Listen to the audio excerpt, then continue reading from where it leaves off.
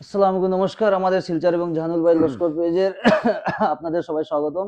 আজকে আমরা এমন এক ব্যক্তির সঙ্গে ইয়া বইয়ার উনার নাম আপনারা তো সবাই জানরাই, তারপরেও উনার পরিচয় যেগুলো chairman minority department Cachar district Congress committee Silchar বিধানসভা মিস্টার আনসারুল হোসেন বল্লস্কর।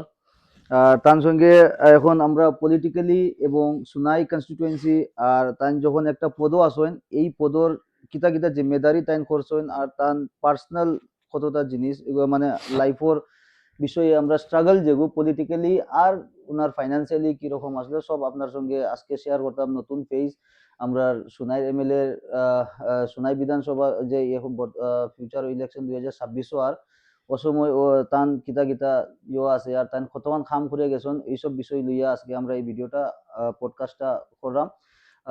চালু করি। আসসালামু আলাইকুম। আসসালামু আলাইকুম। আপনারে মানে আমি প্রথমে মানে ডাইরেক্ট একটা যেগু জিগাইতাম মানে সুনাই কনস্টিটুয়েন্সি ফোকাস করিয়া মানে সুনাই কনস্টিটুয়েন্সির মাঝে মানে আপনার চোখে টপ 3টা প্রবলেম কিতা হইব? প্রথমে আমি আজকে আমাদের শিলচর পেজ এবং জাহানুল লস্কর পেজকে আমি অশেষ ধন্যবাদ, আন্তরিক অভিনন্দন জানাই যে আজকে আপনারা আমার ঘরে এসে আমার সাক্ষাৎকার নিচ্ছেন। এর জন্য আমি প্রথমে আমার ব্যক্তিগত তরফ থেকে এবং শিলচর জেলা কংগ্রেস সংখ্যালঘু বিভাগের পক্ষ থেকে আপনাদেরকে অশেষ ধন্যবাদ, আন্তরিক অভিনন্দন জানাই। ধন্যবাদ। আমি যেগু প্রশ্নটা জিগাইলাম মানে আপনি তো মানে সুনাইয়ের এমএলএ হিসাবে মানে ক্যান্ডিডেট হিসাবে এখন একটা টিকিটের দাবিদার হিসাবে বর্তমানে আছে কংগ্রেসের তরফ থেকে না তে যার লাগে যে আর মানে ডাইরেক্ট পয়সা মানে সময়টা জবাই লাভ নাই আপনার হিসাবে মানে শুনাই টপ 3 প্রবলেম কিতা আপনি বেস্ট দেখরা মানে আর বর্তমানে যে সিচুয়েশন হইল গিয়া আসামের মধ্যে কংগ্রেসের হালত বালাও না এগুলো সরাসরি ছবিও জানেন। আর তাইলে আপনি এখন কংগ্রেস লইয়া শুনাইত আসুন খেনার কত বছর থাকিয়া এগুলো আমি বাদে যে ফার্স্টলি মানে প্রবলেমটা যে কিতা দেখছেন আপনি? দেখেন, আমি আপনারা জানেন শিলচর জেলা কংগ্রেস সংখ্যালঘু বিভাগের চেয়ারম্যান বর্তমানে দায়িত্বতে আছি। আমি বিগত দিনে যুব কংগ্রেসে করেছিলাম, এনএসওয়ে করেছি, আজকে জেলা কংগ্রেস সংখ্যালঘু বিভাগের চেয়ারম্যান। আমি এবার সুনাই 2026-এর নির্বাচনে সুনাই ভারতীয় জাতীয় কংগ্রেস দলের একজন টিকিট প্রত্যাশী। দল যদি আমাকে বিবেচনা করে, দল যদি আমাকে দলীয় মনোনয়ন দেয়, তাহলে আমি 100% নির্বাচন খেলবো। আর আপনি বলছেন সমস্যার কথা, 3টা সমস্যা। যে কোনো 3টা মানে দেখেন, প্রথম সুনাই বিধানসভার সমস্যা যেগুলো আপনারা সুনাই বর্তমান যে ডিলিমিটেশন, সেই ডিলিমিটেশনের কারণে বর্তমানে সুনাইর সঙ্গে যুক্ত হয়েছে বাঁশকান্দি ব্লক। বাঁশকান্দি ব্লকের কয়েকটা জিপি সুনাই সমষ্টির সঙ্গে যুক্ত হয়েছে। সুনাইতে বর্তমান বুটের প্যাটার্ন 1,96,000-এর অধিক বুট সুনাই সমষ্টিতে রয়েছে। বিগত দিনে সুনাই সমষ্টির সঙ্গে বাঁশকান্দি ব্লক যুক্ত ছিল না, যদিও যুক্ত ছিল না, কিন্তু বর্তমান বিধায়ক এবং প্রাক্তন বিধায়ক যিনি রয়েছেন, একজন সরকার পক্ষের বিধায়ক ছিলেন আর বর্তমান বিধায়ক আছেন ইউডিএফ এর। ওরা কি কাজ করেছে আপনারা সুনাই সমষ্টির জনগণ নিশ্চয় দেখেছে এবং আপনারাও নিশ্চয় দেখেছেন। সুনাই যেগুলা ডেভেলপড হয়েছে সেগুলা প্রাক্তন বিধায়ক এনামুল হক লস্করের কাজ আনা স্যাংশন করা কাজ সেটা হয়েছে। এবং বর্তমান সুনাই সমষ্টির যেগুলো সমস্যা, প্রথম হচ্ছে সুনাই সমষ্টিতে আমি সুনাইতে 18টা জিপি এবং 223টা বুথ সেন্টার রয়েছে। সেই 223টা বুথ সেন্টার ঘুরে আমি দেখলাম মানুষের প্রথম প্রবলেম হচ্ছে পানীয় জলের সমস্যা। প্রত্যেকটা এলাকায় জল জীবন মিশনের আন্ডারে কাজ হয়েছে, কিন্তু কাজগুলো এখন পর্যন্ত সম্পূর্ণ হয়নি। সেটা একটা মানুষ আজকে আজকে যেভাবে মানুষ দুঃখের মধ্যে আছেন, জল পাচ্ছে না, দেখুন জল হচ্ছে মানুষের জীবন, জলের আরেক নাম জীবন। আজকে বিভিন্ন এলাকায় আমি যাচ্ছি, গিয়ে দেখলাম মানে জলের হাহাকার, প্রত্যেকটা অঞ্চলে জল নাই সুনাই সমষ্টিতে। 2 নম্বর হচ্ছে সুনাইতে চিকিৎসার যে অবস্থা। সুনাইতে কয়েকটা মডেল হসপিটাল আছে, কিন্তু মডেল হসপিটালের যে অবস্থা যদি আপনারা গিয়ে দেখেন, প্র্যাকটিক্যাল ফিল্ডে যদি মডেল হসপিটালের অবস্থা দেখেন, যে প্রথম সোনাবাড়িঘাট একটা হসপিটাল আছে, কচুদরম একটা হসপিটাল আছে, সুনাই বাজারে একটা হসপিটাল আছে, বাঁশকান্দিতে হসপিটাল আছে। সেইগুলা হসপিটালে কিন্তু ডাক্তার যারা যারা অন ডিউটি ডাক্তার যারা, কোনো ডাক্তার সময় মতো আসে না, কোনো স্টাফ থাকে না। যদি ইমার্জেন্সি কোনো পেশেন্ট আসে, ওরা সঙ্গে সঙ্গে 2-1 জন ফোরগেট স্টাফ তাকে ওদেরকে শিলচর মেডিকেল করে দিয়ে রেফার করে দেয়। এইগুলা সুনাই সমষ্টিতে সমস্যা আছে। এই সমস্যাগুলা সমাধান করার দায়িত্ব ছিল বর্তমান বিধায়ক এবং প্রাক্তন বিধায়ক যে রয়েছিলেন ওদের দায়িত্ব রয়েছিল, কিন্তু সেই দায়িত্বগুলা ওরা কিন্তু পালন করেননি। যার কারণে মানে আপনি এই যে টপ ৩ টা প্রবলেম এগুলো খুব গুরুত্বপূর্ণ প্রবলেম মানে আপনারা যেগুলো দেখাইছে।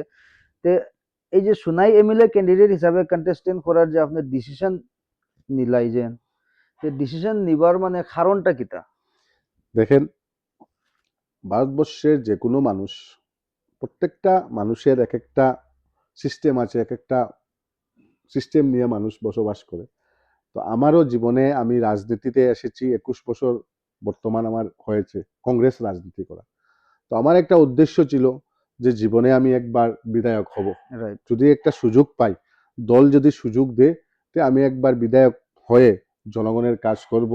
আমি বিগত দিনে দেখেছেন, আমি যখন কোনো বিধায়ক ছিলাম না এবং কোনো পদেও ছিলাম না, কংগ্রেসের কোনো দলের কোনো ভালো পদেও ছিলাম না, তখনও আমি অন্যায়ের বিরুদ্ধে শিলচর হোক, সোনাইতে হোক, আমরাঘাটে হোক, শিলচর টাউনে হোক, যে কোনো জায়গায় আমি অন্যায়ের বিরুদ্ধে আমি প্রতিবাদ করে এসেছি। যে কোনো সময় যে কোনো জায়গায় মানুষ, হিন্দু মানুষ হোক, মুসলিম মানুষ হোক, যে কোনো মানুষ যখন প্রবলেমে পড়েছিল, সর্বপ্রথম বেরিয়ে গিয়ে আমি প্রতিবাদ করেছিলাম। আপনারা দেখেছেন বিগত দিনে যেভাবে এই কিছু উগ্র ছেলেরা যেভাবে শহরে অন্যায়ভাবে মানুষদের সঙ্গে অত্যাচার করেছিল, তখন কিন্তু সর্বপ্রথম আমি বেরিয়ে আমার আরো একটি সংগঠন ছিল কাছাড় প্রতিবাদী মঞ্চ। সেই কাছাড় প্রতিবাদী মঞ্চের পক্ষ থেকে আমরা অনেক আন্দোলন আমরা করেছিলাম। ওকে। তার মানে আপনি যেগু করে তুমি ইউথর লাগিয়ে আপনি আগে থেকে বহুত কিছু করিয়া আরায়। তে আপনার এখন যে কংগ্রেসের স্থিতি বর্তমান যেগু সোনাইয়ের মাঝে তো এজ মানে আপনার মাইনরিটি তো খোয়া ওই ঠিক আছে, মানে মুসলিম মোর লইয়া আমি কথা হইয়ার, কিন্তু এই যে সোনাই যেটা এটা তো মেজরিটি, মানে মাইনরিটি হলো আসামের মধ্যে আপনার হইতে পারে, হুম হুম। কিন্তু এজ কনস্টিটুয়েন্সি ওটা হইছে গিয়ে মেজরিটি। মেজরিটি। এর মানে দেখা যায় মানে ভোটার্স গুলা খালি মানে এখন যে মানুষের একটা খোর নানি যে কংগ্রেস রে ভোট দেওয়া লাগবো আর নাইলে মানে অন্য কিছু একটা বিপদ হয়ে যাব, এরকম মানে আমরা সোশ্যাল মিডিয়াতে পাওয়া যায়, অন্য কেউ হয়েছে আপনার স্টেটমেন্টও একটা দুইটা আমরাও দেখছি যে পাবলিকে খালি কংগ্রেসরেও খেনে ভোট দিত, কংগ্রেস ছাড়া কিতা মুসলমানের ঠিকান এবার আর কোনো পার্টিও নাইনি না কিতা। আছে 100%। কিন্তু কংগ্রেস, দেখুন আপনি যেটা কইছেন যে কংগ্রেস মুসলমানের, কংগ্রেস একটা ধর্মনিরপেক্ষ দল। ভারতবর্ষ স্বাধীনতা যে সময় লাভ করছিল, এই ভারত স্বাধীনতা লাভ করার পিছনে কার হাত ছিল? সর্বপ্রথম হাত ছিল ভারতীয় জাতীয় কংগ্রেসের। আজকে দেখেন, এই যে ভারতবর্ষ হোক, আসাম হোক, বরাক উপত্যকা হোক, কংগ্রেস ছাড়া কোনো দল আমি দেখিনি যে ভারতবর্ষে এবং আসাম তথা বরাকের নেতৃত্ব দিতে পারবে। আজকে ভারতবর্ষ হোক, বরাক উপত্যকা হোক, যেটা উচ্ছৃঙ্খল পরিবেশ, কংগ্রেসের আমলে সেগুলা কিন্তু ছিল না। যার কারণে আমরা বারবার বলি যে বর্তমান সময়ে যদি আমরা দেখি উন্নয়নের রাজনীতি আমরা করতে চাই, যদি ভারতবর্ষ, আসাম যদি আমরা উন্নয়ন করতে চাই, বরাক উপত্যকায় যদি আমরা উন্নয়ন করতে চাই, তো উন্নয়নের জন্য আমি বলছি কংগ্রেসের পক্ষে মানুষ দাঁড়ানো বর্তমানের দায়িত্ব। কারণ বর্তমান আসামে যদি গৌরব গগৈর মতো একজন মানুষকে মুখ্যমন্ত্রী বানাতে পারি, আমরা মনে করি সফল হয়েছে। আর একটা ওই যে আপনি যেগুলো করে এগুলোর মাঝে আপনি তো গাঁৱে গাঁৱে আমরা যতক্ষণ আপনার সোশ্যাল মিডিয়ার থেকেও দেখছি, মানে প্রত্যেক বুথ লেভেলের মধ্যে আপনি মানে একটা দলরে মানে একটা শক্তি দিবার চেষ্টা করতে, মানে আপনারা যেগুলা দলের কাজগুলা আছে আমি আপনারে বহুত দিন থেকে আমি দেখি আর অন ক্যামেরা অফ করে আপনারা এমনি আগেও কইছি। তে এইসব যে আপনি কাজের মধ্যে যে আপনি যায়েন বা ছোট মোটো যে পদগুলাতে মানুষগুলা যে আপনারা মানে আপনারা এন্টার করার এই যে সুনাই উগু অনলি সুলাই কনস্টিটিউয়েন্সির মধ্যে ওর না আদার যেগুলা কনস্টিটিউয়েন্সি আছে ওর মধ্যে ওর? আর একটা প্রশ্নটা আমি পুরা করিলাই, আর এইসব করতে আপনার প্রবলেম কিতা কিতা দেখা দেয়? দেখেন, আপনি একটা কথা কইছেন প্রথম যে আমি মাইনরিটির চেয়ারম্যান আগেও কইছি। হুম। আমার দায়িত্ব প্রত্যেকটা মাইনরিটি বলতে শুধু মুসলিম না। আমার হ্যাঁ, মাইনরিটি বলতে আদার্স। আদার্স খ্রিস্টান, হ্যাঁ। শিখ এরকম মাইনরিটির মধ্যে ইয়েস, আয়। ইয়েস। তো আমরা প্রত্যেকটা সমষ্টিত প্রত্যেকটা ব্লক চেয়ারম্যান এক একজন আছে। হুম। প্রত্যেকটা অ্যাসেম্বলি কোনোটা দুইটা আছে, কোনোটা ৩টা ব্লক আছে। প্রত্যেকটা সমষ্টির ব্লক চেয়ারম্যান আছে আমার। ওই ব্লক চেয়ারম্যান গুলা প্রত্যেকটা এলাকায় তারা কাজের দায়িত্ব, তারা মন্ডল কমিটি বানান, বুথ কমিটি বানান। ইদানিং হয়তো আপনারা দেখছেন সোশ্যাল মিডিয়ার মাধ্যমে আমরা প্রত্যেকটা সমষ্টি ওয়াইজ ইনচার্জ আমরা দিয়ে দিছি। তো আমি মাইনরিটি ডিপার্টমেন্টের আমি চেয়ারম্যান, কিন্তু আমার আরো কমিটি আছে, আমি একলা না, আমার সঙ্গে যারা আছে আমরা সবে মিলিয়া। তো আমি নিজে ইলেকশন খেলতাম হিসাবে সোনাই সমষ্টির দিকে একটু বেশি ফোকাস দিলাম, কাজ বেশি করলাম। বাকি আমার ভাইস চেয়ারম্যান আছে, আমার জেনারেল সেক্রেটারি অ্যাডমিন আছে, অর্গানাইজেশন জেনারেল সেক্রেটারি আছে, তারা বাকি সমষ্টিগুলো কাজ করে। আর আমিও যাই মধ্যে মধ্যে, আমার যে সময় ইনভাইট করে তারা, ব্লক চেয়ারম্যান গুলা ইনভাইট করে, তখন আমি প্রত্যেকটা এলাকাত গিয়া আমি কাজ করলাম। আচ্ছা, আপনি মানে এমএলএ তো খেলাইতাই, যদি এমএলএ যদি আপনি ওই যে মানে ধরি লও আপনি খালাই লিছুন, খালাইয়া এমএলএ বনি গেছেন, বনার পরে মানে আপনার যেগুলো টপ প্রায়োরিটি মানে টপ থ্রি খাম, মানে টপ থ্রি খাম কোয়া যায়, বা আমরা যেগুলো লোকাল ইস্যুস যেগুলো দেখি আর মানে আপনার ফার্মার্সর কথা হো, মাইনরিটিস যেগুলা আছে যারা বিলো বিপিএল এর মধ্যে, হুম আদার্স কমিউনিটি বা মুসলিমের মধ্যেও মানে আছে বহুতটা, মানে বিপিএল এর হুম লাইনের বিপিএল যেগুলো বিলোর থেকে আরো বিলো বহুত প্রচুর আছে। আর মানে এইসবরে মানে আপনি মেনটেন কি রকম করবা, মানে এই যে ব্যালেন্সটা সোশ্যালি যে ব্যালেন্স হইতো যে সুনাই ফার্মার্স না ডেইলি ওয়েজ ওয়ার্কার্স, মানে যারা বিপিএলস যারা আছে এইসবের লগে আপনি কানেকশন কি রকম রাখবা, আর এইসবের লগে আপনি যুগ মানে প্রবলেমের সলিউশনটা কিটা আপনার? দেখেন, আমি আগেই বলছি আপনাকে, এবং আগে থেকে আমি কাজ করে আসছি, হুম। আমার সবাই জানে আমি গ্রাসরুট লেভেলের এর একজন লাগে আমি ওয়ার্কার। প্রশ্নটা জিজ্ঞাসা, কারণ আপনি তো প্রত্যেক ঘরে ঘরে গিয়ে হ্যাঁ আপনি হ্যাঁ, কাজ করছেন, আমি আপনার সোশ্যাল মিডিয়াতে আমরা দেখছি। আমি গ্রাসরুট লেভেলের একজন ওয়ার্কার। হুম। আমি প্রত্যেকবার বা সবসময় আমি গ্রাসরুট লেভেলের মানুষ যারা গরিব, অটোওয়ালা, রিক্সাওয়ালা, ঠেলাওয়ালা, ওই রকম মানুষের সঙ্গে আমি রাইট। উঠা বসা করতে আমি ভালোবাসি। আর আমি মনে করি যদি আমি বিধায়ক হই, তাহলে আমার বিগত দিনে যেরকম আমার চলাফেরা ছিল, এখন বিধায়ক হলেও আমার চলাফেরা এরকম থাকবে, আর না হলেও সেই রকম আমার থাকবে। মানে আপনার যে মানে তারার লগে তো এগুলো ঠিক আছে, মানে প্রবলেমের সলিউশনটা মানে আপনি যে আমরা ডেইলি ওয়েজ ওয়ার্কার্স যেগুলো আছে তারার মানে খামাইটা ইনক্রিজের লাগে আপনার কাছে কোনো একটা রোডম্যাপ আছে, বা যারা আহ, যে সোশ্যালি যারা বিপিএল যারা মানে নিচে আছে হুম হুম, তারার মানে ইয়োটা ইনক্রিজ করার কোনো একটা মানে আপনার রোডম্যাপ আছে নোটা আমি জিজ্ঞাসা। 100%। দেখুন, এগুলা আজকে বিপিএল লেভেলের মানুষ আছে, আরো হুম। বিপিএল ছাড়াও মানুষ আছে। এরকম বহুত মানুষ সোনাই সমষ্টি না, এন্টার বরাকবেলি, এন্টার খাসার ডিস্ট্রিক্টও আছে। তো এরা প্রবলেম ফেস করতে গেলে, দেখুন, একজন বিধায়ক যদি নির্বাচিত হয়, একজন বিধায়কের হাতে বহুত ধরনের স্কোপ থাকে, বা অনেক রাইট। কোম্পানি থাকে, হুম। বাইরে কোম্পানি আছে, বা আমরা বরাকবেলিতে অনেক কোম্পানি আছে। রাইট। একজন বিধায়ক যদি শক্তিশালী হয়, হ্যাঁ, একজন একবারে যদি নিমাত্রা বিধায়ক একজন হয়, তো হে কিচ্ছু করতে পারতো না, একজন বুবাইয়ের মতো ইয়া গরব হয়ে থাকতো। রাইট। আর রাইট। একজন যদি শক্তিশালী বিধায়ক হয়, তাহলে লাতমারি দরজা খুলে যে কোনো কোম্পানিতে গিয়ে তার মানুষ 50টা অ্যাড করতে পারবো। তো ওইরকম বিধায়ক কিন্তু বানাইতে লাগবো, একটা প্ল্যাটফর্ম দিতে লাগবো তারে। যে কোনো একজন প্রতিবাদী মানুষের যদি একটা প্ল্যাটফর্ম দেয়, তাহলে কাজের অভাব হইতো না। যখন বিধায়ক ফান্ডে থেকে যেগুলা আয়, এগুলাও যদি ফান্ডও মানুষকে এঙ্গেজ করাইয়া কিছু মানুষের বেকার ছেলেরারে ইনভলভ করানি যায়, তো বহুত বেকার সমস্যার সমাধান হইব। বা বিভিন্ন স্কোপ আছে, কন্ট্রাক্টারি আছে, বা বিভিন্ন কোম্পানি আছে, এরকম জায়গাত নিয়ে মানুষগুলারে এঙ্গেজ করা যায়। রাইট। এটা কিন্তু মানে সবে করে না, কারণ বহুত মানুষে এই নিয়ে বিধায়ক প্রশ্ন। হয় কিন্তু বহুত যে জানে না। আর কিন্তু কিছু যারা হইছে বিগত দিনে, এরা তারা আত্মীয় স্বজন ছাড়া অন্য কেউ আর ঢুকাইছে না। তারা অনলি ফর তারা আত্মীয় স্বজনদের ঢুকাইছে। আপনারা দেখছেন বিগত দিনও যারা এমএলএ বিধায়ক হইছে সোনাই সমষ্টির, এরা তারা আত্মীয় স্বজন ছাড়া অন্য বিধায়ক সোনাই সমষ্টির কোনো ছেলেরারে কন্ট্রাক্টর বানাইছে না, কোনো মানুষরে চাকরি দিছে না, কোনো মানুষরে একটা মানুষ আপনারা সোনাই সমষ্টির দেখাই দিন যে হে লিডার হইছে। এরা নামলে একটা সোনাই সমষ্টি একটা ইউথ ছেলেরা দেখাই দেন তারা লিডার বানাইছে। আমি কিন্তু বানাইছি আনসার হোসেন বল্লস্কর, আমি আমি কিন্তু সোনাই সমষ্টিত অনেক ছেলেরারে আমি লিডার বানাইছি। আমি লিডার বনতে পারছি না, কিন্তু সোনাই সমষ্টির অনেক ইয়ং ছেলেরারে আমি লিডার বানাইয়া দিছি। আমরা মানে এই প্রশ্নটা একটু মানে আমরা সোনাই কনস্টিটুয়েন্সি প্রত্যেক বছর মানে এই জিনিসটা, এই যে ফ্লাড এরিশন হোক এরকম যে ইস্যু আমরা প্রত্যেক বছর আই, কিন্তু পার্মানেন্ট একটা সলিউশন আবো কিছু একটা পাওয়া যান না। আমরা নতুন সুনাইতে ঢুকছি, তার পুরানা সুনাই কো বা নতুন জায়গা মানে প্রত্যেক সব যেদিকে যাও মানে দেখা যায় মানে এভরি ইয়ার মানে একবার মানে এমন এমন জায়গা আছে মানে ডুবিয়েও থাকে। তো এইগুলা যে আর আপনার বান লইয়া একটা মাত আছে আমরা হুম যেগুলা হুম। যে এইসবের বিষয়ে আপনার কিছু একটা ভিজন আছে না? ভেন্ডি বান্ধের ব্যাপার লিয়া আমি কয়েকদিন আগে আলগাপুর গোবিন্দপুর এলাকাতে আমি গেছি, নিজে পরিদর্শন করছি, একটা বাঁধ দেখছি একদম ভাঙ্গে গড়ের কিনারে হয়ে গেছে। হুম। এটা নিয়ে আমি এনডি অফিসে গিয়ে আমি দেখাও করছি। কিন্তু এটা আমরা দেখছি এটা কোনো কাজও ধরা হয়েছে না, এটা কোনো টেন্ডার হয়েছে না। কিন্তু ইএনডির টাকা লক্ষ লক্ষ টাকা কোটি কোটি টাকা কিন্তু আইছে, সঠিক জায়গাত এগুলা ইউটিলাইজ হন না। আমি আগেও কইছি আপনারে যে বর্তমান বিধায়ক যে আছেন তাই গত কয়েকদিন আগে এই আসামের মন্ত্রী পীযূষ হাজারিকে আনিয়া ওই সোনাই সমষ্টিতে একটা ইএনডি বান্ধের কাজের শিলান্যাস করছেন, কিন্তু কাজ কতটুকু হয়েছে এর আগে আপনারা দেখছেন।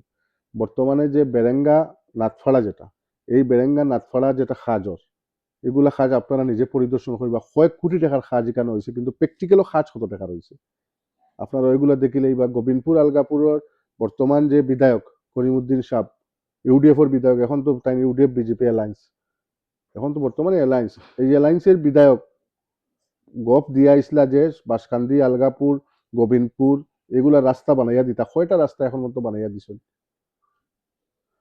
এরকম তো তাই ন বাক্কা আগে কইসলা যে সময় সংবর্ধনা সভা চলছিল, ওই 100% সময় কইছেন তাই তাই। কইয়া দিছিল। এখন তো আবো টাইম তো আবো শেষ হইছে না, তে বুঝা যাব কিতা হয়। এক টাইম তো 2 মাস আছে, 2 মাস আছে, 1 মাসের পরে তো এটা তো কোর্ট অফ কন্ডাক্ট পাবলিকের লাগি প্রশ্ন যাইব। করা, এটা তো এখন রাইট। তো আজকে তাই ওই যে বিধায়কের যেগুলা কথা সম্পূর্ণ মিথ্যা একটা প্রতিশ্রুতি দিতে তাই, এটা মানুষের বুড়বক বানাইবার লাগিন বর্তমান বিধায়কে খটরা।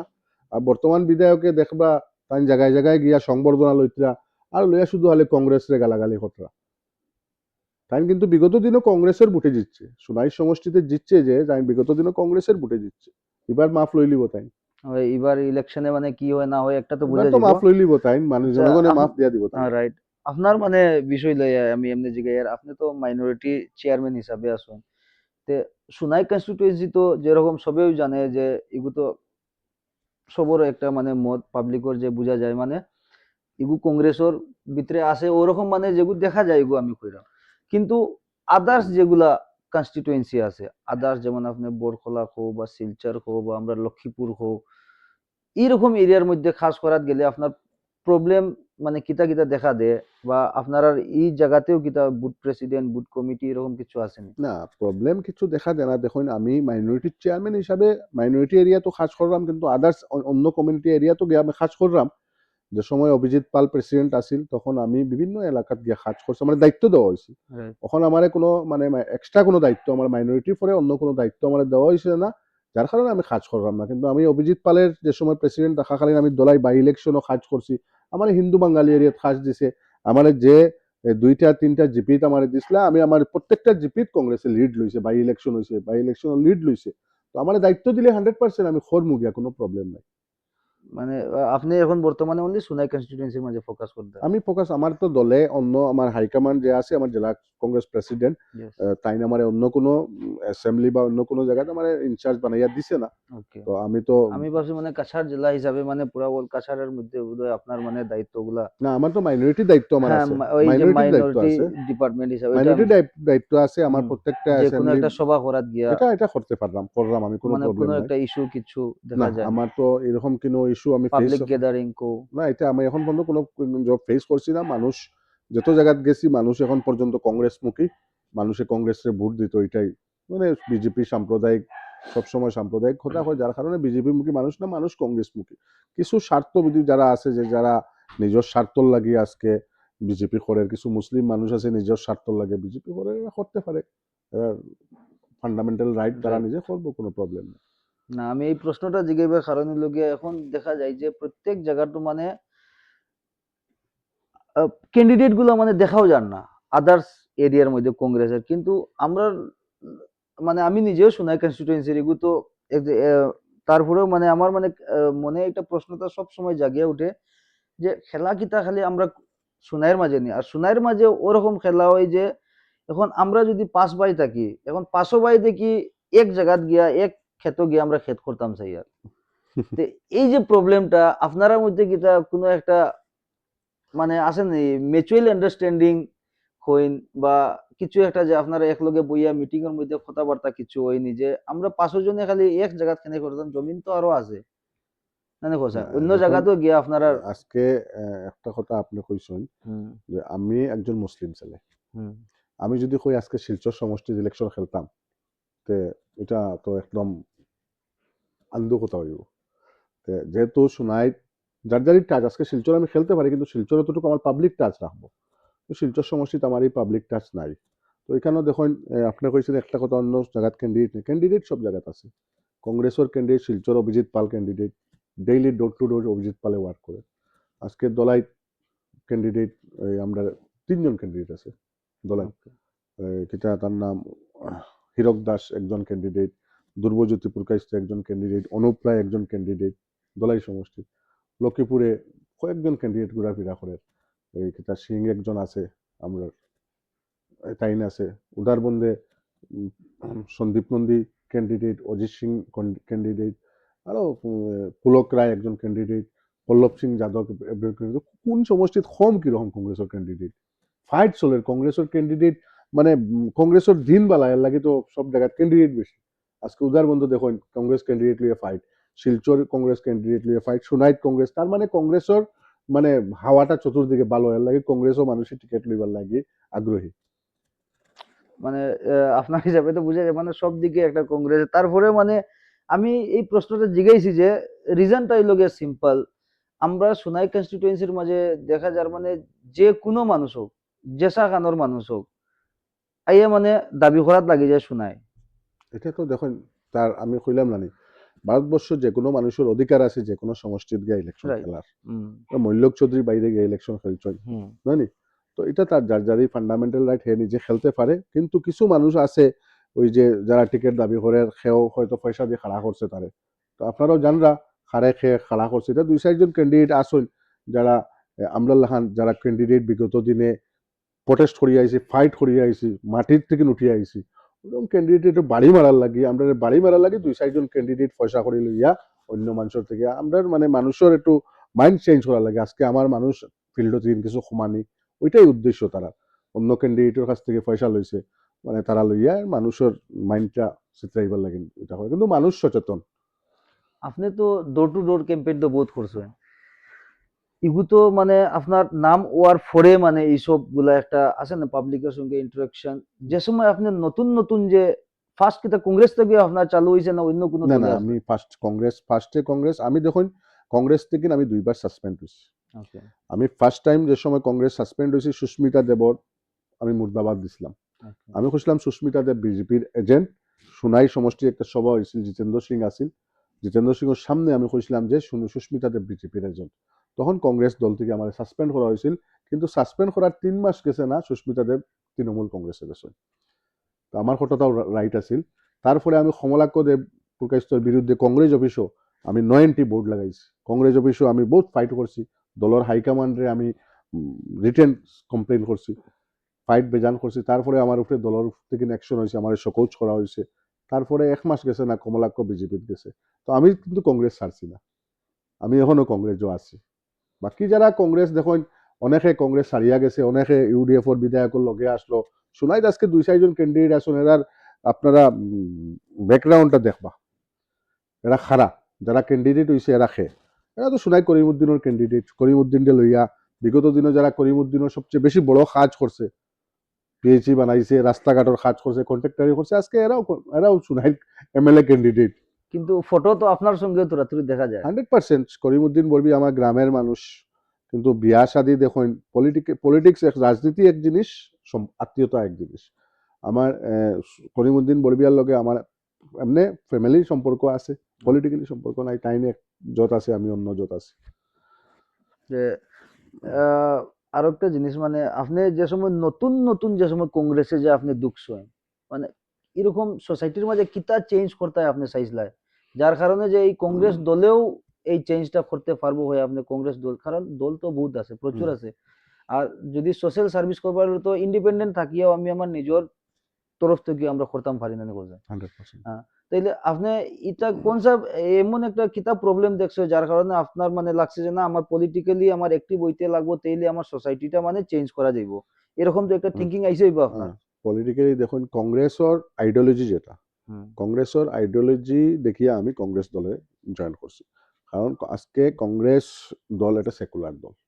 আমি বিভিন্ন সময় আমি পলিটিক্সও যে সময় আইছি তখন আমি গ্রামও পলিটিক্স করছি, জিপি লেভেল পলিটিক্স থেকে তখন আমার স্টাডি করছিল। তো দেখছি আমি কংগ্রেসের আইডিওলজি বালা, কংগ্রেসের নীতিটা বালা, তার কারণে আমি কংগ্রেস দল আইয়া আমি জয়েন করছি করিয়া আজকে অত বছর থেকে কংগ্রেসও আছি। কংগ্রেস দেখছি ধর্মনিরপেক্ষ দল, প্রত্যেকটা জাতি জনগোষ্ঠী এই দলও আছে, মানে একটা কমিউনিটির দল না যেটা, এর লাগে আমি কংগ্রেসও আইছি আর কি। মানে আপনার কিতা ওলা লাগে না কংগ্রেসটা ওভার ইন্ডিপেন্ডেন্ট হয়ে যায়, মানে সবরে ওলা মানে মন মর্জি করবার দে, যেগুমন আই যেগুমন যায়, যেগুমন আই যেগুমন যায়, এটা কেন না, হয়? কংগ্রেস দেখুন এটা সাগর দল, হুম। কংগ্রেস বৃহৎ একটা সাগর, কিন্তু কংগ্রেসের মানে কাজ করার সুযোগ সব দেবে, সবে কাজ করতে পারবে, যে আইয়াও কেউ মালিকই দিত এটা না, কাজ করার সুযোগ সবরে দিব। কিন্তু কংগ্রেসও কেউ আইতেও পারে কেউ যাইতেও পারে, দেখুন এটা একটা national party, India level party. এটা রাজীব গান্ধী প্রাইম মিনিস্টার আসলা, অথচ আর কিতা কইতাম এটা তো, না না, ওটা তো মনমোহন সিং আমি প্রাইম মিনিস্টার আসলা, কয়েক তো কত বছর পুরানা, শত বছর পুরানা একটা দল, আজকে হাজার হাজার লিডার কংগ্রেসের আসন, কেউ আর কেউ যার, এটা তো আর জো করা যায় না এটা। না না, আমি প্রশ্নটা জিগাইবার কারণটা হইল গিয়ে মানে আপনার কিতা ওলা লাগেনি কংগ্রেসের আইডিওলজিটা একটু চেঞ্জ হওয়ার দরকার আছে?